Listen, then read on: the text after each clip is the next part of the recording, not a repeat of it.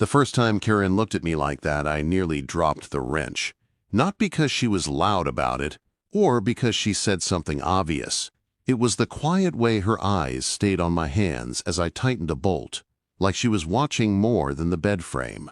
Like she was trying to figure out what kind of man I'd become and what it would feel like to be close to him. I'm Caleb. I'm 25. I live in a small town in Oregon where the days feel like copies of each other.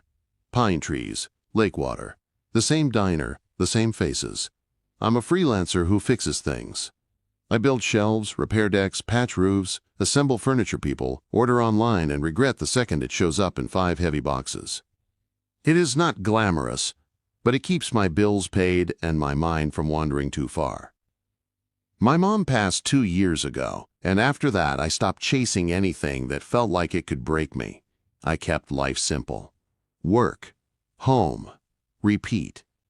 A 1-bedroom rental near the edge of town with a crooked porch and a view of trees that sway like they're always whispering. Ryan has been my best friend since we were kids.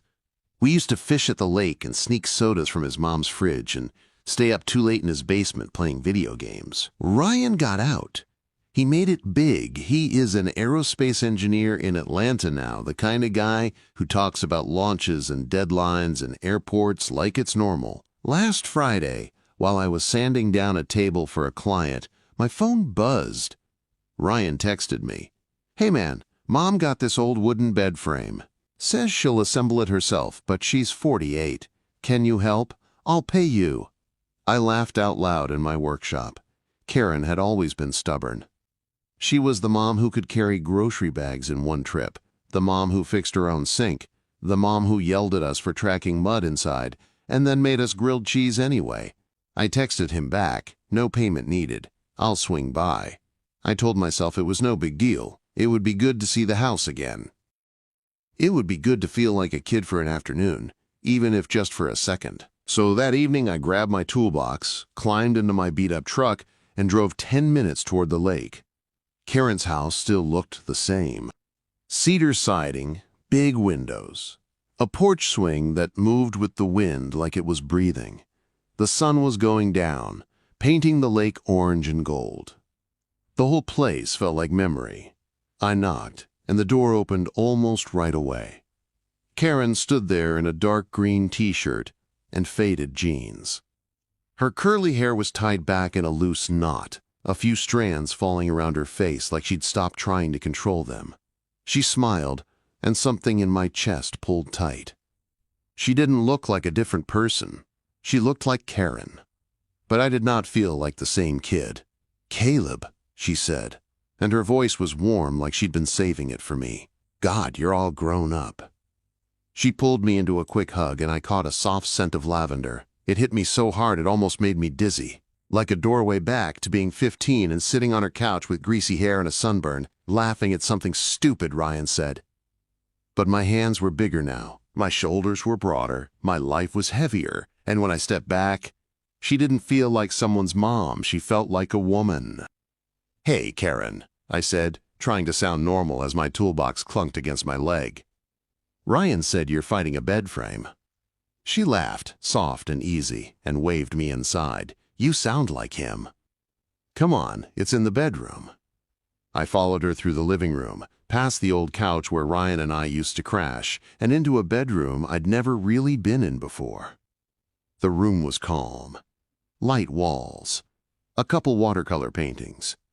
Clean sheets folded on a chair. The air smelled faintly like old wood and lavender. In the middle of the floor sat a disassembled walnut bed frame, heavy and ornate, like it had a story behind it.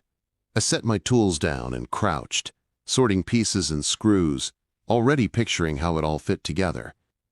Karen leaned against the doorway, holding a mug of tea, watching me like she had nowhere else to be.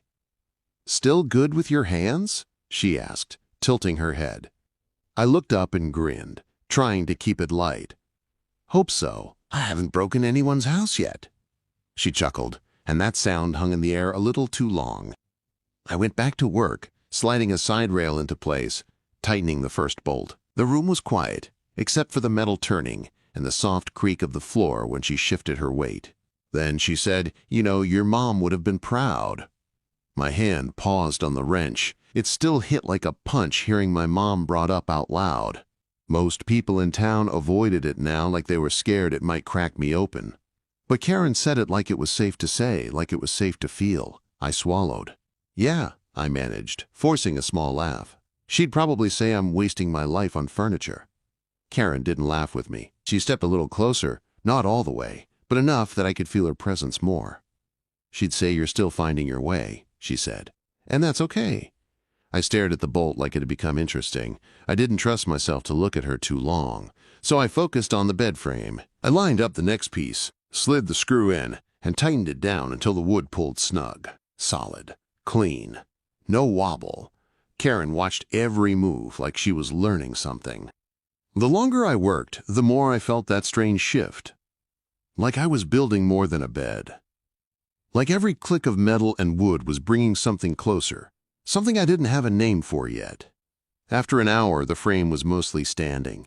I wiped my hands on my jeans and stood to stretch my back. Karen's eyes moved up my arms to my face, slow, like she wasn't in a hurry. "Do you want coffee?" she asked softly. "Real coffee, not the gas station stuff you and Ryan used to drink."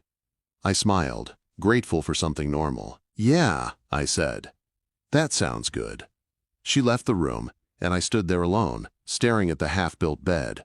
I told myself I was overthinking, that Karen was just being kind, that I was just tired and lonely, and my brain was making trouble out of nothing. But when she came back with 2 mugs and her fingers brushed mine as she handed one over, my heart kicked hard like it was warning me. I took a sip, and she sat down slowly on the edge of the unfinished bed frame like she was testing it.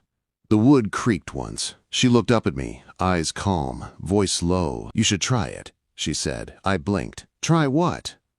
She nodded toward the bed, then back at me. "Lying down," she said, almost playful. Then she paused, and her voice turned softer, deeper, like she was admitting something she'd held in too long.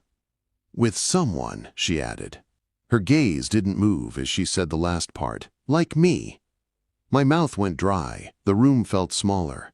And in that moment, with the smell of coffee and lavender and old wood around us, I realized the bed was not